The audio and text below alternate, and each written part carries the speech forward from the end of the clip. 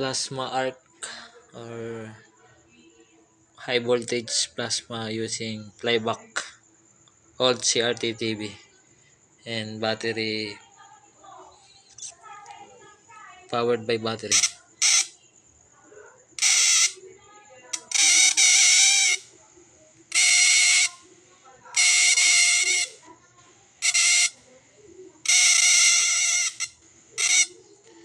Subukan natin patayin ng ilaw.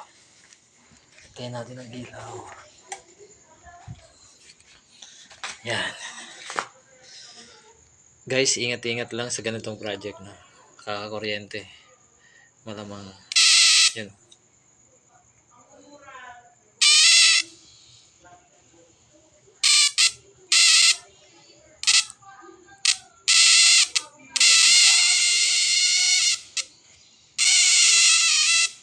Lakas. Ang sikreto sa ganitong project ay high current yung isusupply mo na input voltage mo. So, yun.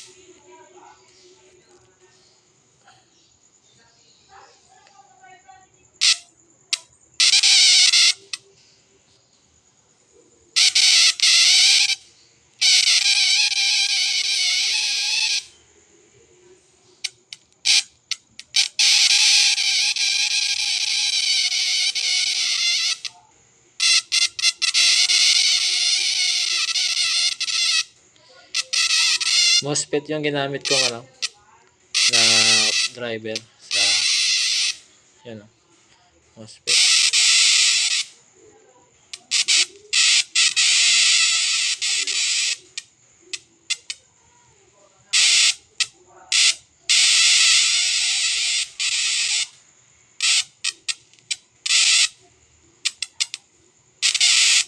So okay na to.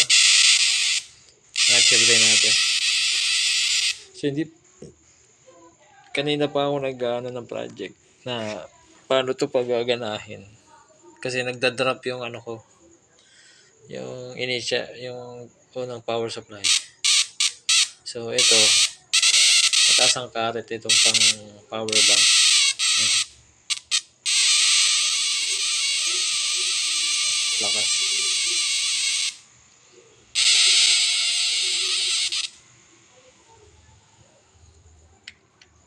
Mukhang madi-drain yung battery.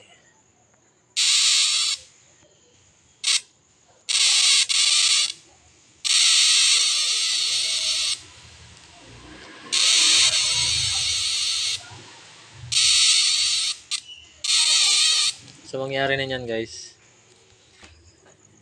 Mangyari niyan, i-PCB natin siya. Kukunin natin tong PCB na to. Ito. Babalik natin sa original. Kukunin natin yung gilid niya. No, base dun sa arc niya kanina. So, ayos. Nagawa pa rin natin.